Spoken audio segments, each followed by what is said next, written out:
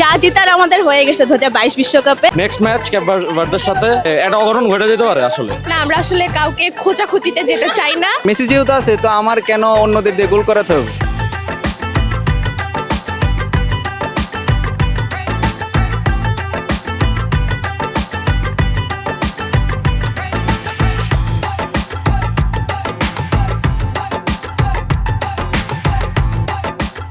যখন মেসি থাকে মাঠে তখন মনে করি যে বাকি সবাই সম্মান দেখানোর জন্য ওকে বলটা পাস করে দেয়, দ্যাটস ইট, এটা ছাড়া কোনো কিছু না। বাঙালি মানে বরাবরই ফুটবল প্রেমিক আমরা।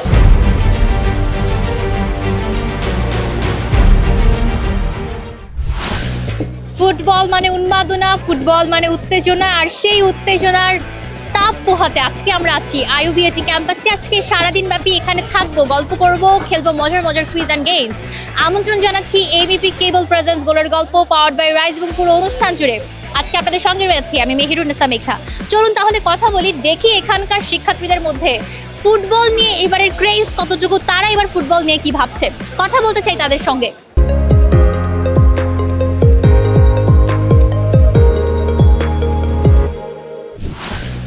সাপোর্ট করছেন আর কিছু না, কাকে সাপোর্ট করছেন? অবশ্যই আর্জেন্টিনার সাপোর্টার। এবারও কি গতবারের মতো আমরা আরেকবার বিশ্ব চ্যাম্পিয়ন ট্রফি আপনাদের হাতে দেখব? ডাউটলি, এটা তো সব সময়ই আমরা এক্সপেক্ট করি এন্ড এটাই হবে শিওর।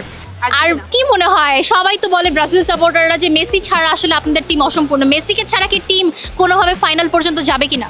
অবশ্যই যাবে। আসলে যখন মেসি থাকে মাঠে তখন মনে করি যে বাকি সবাই সম্মান দেখানোর জন্য ওকে বলটা পাস করে দেয়, দ্যাটস ইট, এটা ছাড়া কোনো কিছু না। যতগুলো টিম খেলতেছে সবাই অনেক কিছু করতেছে, যেরকম আপনি চিন্তা করেন কেপ বার্থডে, ওরা কিন্তু ভালো খেলতেছে। তো রাউন্ড অফ 32-তে আমাদের প্রতিপক্ষ হচ্ছে কেপ বার্থডে। তো বলা যাচ্ছে না আসলে কি হবে, বাট আমরা ইউনাইটেডলি আমাদের টিম অনেক স্ট্রং। তো হোপফুলি আমরা আশা করতে পারি যে এইবারও চ্যাম্পিয়ন হবে। আর যেটা বলে সাধারণত মেসি ছাড়া আসলে আপনাদের দলটা খুবই অসম্পূর্ণ। কেপ ভার্দের এগেইনস্টে যদি মেসি না খেলে, কি মনে হয় যে পারফরমেন্স গতবারগুলোতে আমরা দেখেছি তা কতটুকু আশানুরূপ ফল আপনারা পাবেন? আপনি লক্ষ্য করলে দেখবেন গত বছর আমরা যখন ব্রাজিলের সাথে একটা ফ্রেন্ডলি ম্যাচ খেলছিলাম, তো ব্রাজিল তুলনামূলক অনেক ভালো দল, শক্তিশালী দল, সেখানে কিন্তু মেসি ছিল না, তাও কিন্তু আমরা 4-1 জিতেছিলাম। তো কেপ বার্থডে যদি খেলে, আমাদের মাস্টার মাইন্ড আছে স্কালোনি কোচ, তো ওনার মাথায় অনেক কিছু চলে, আমরা এখান থেকে তো বুঝতে পারবো না। তো মেসি যদি না খেলে তাহলে ওই হিসাবে অন্য কেউ স্কোর করবে। আমাদের কাছে প্রপার স্ট্রাইকার আছে, হুলিয়ান আলভারেজ আছে, লাউতারো মার্টিনেজ আছে।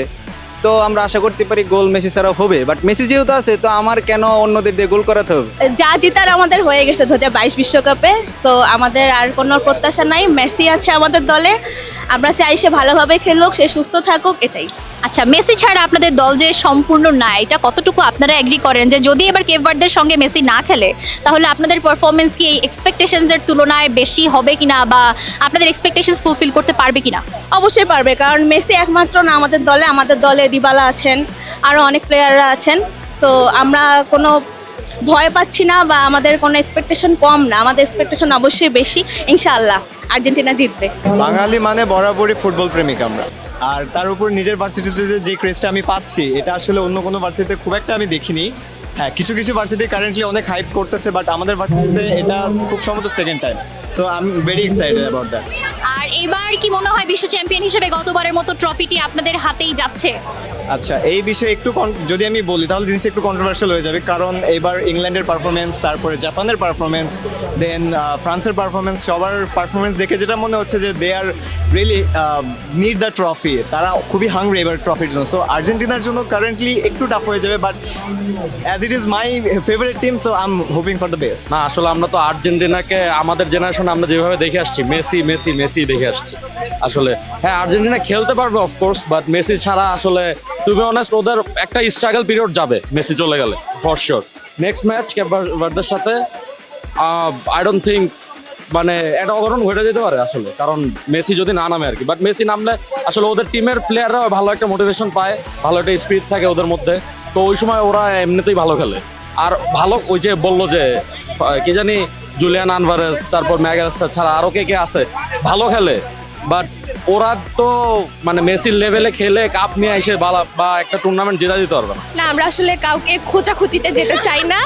আমার বন্ধু যেহেতু ব্রাজিল সাপোর্টার, ওয়ার্ল্ড কাপ পর্যন্তই আমরা ডিবেটটা করব, বা আমাদের মধ্যে এই খোঁচাখুচি জিনিসটা থাকবে, তারপর তো বন্ধু সারা জীবন বন্ধুই থাকবে। সো এই খোঁচাখুচির মধ্যে আর আমরা যেতে চাচ্ছি না।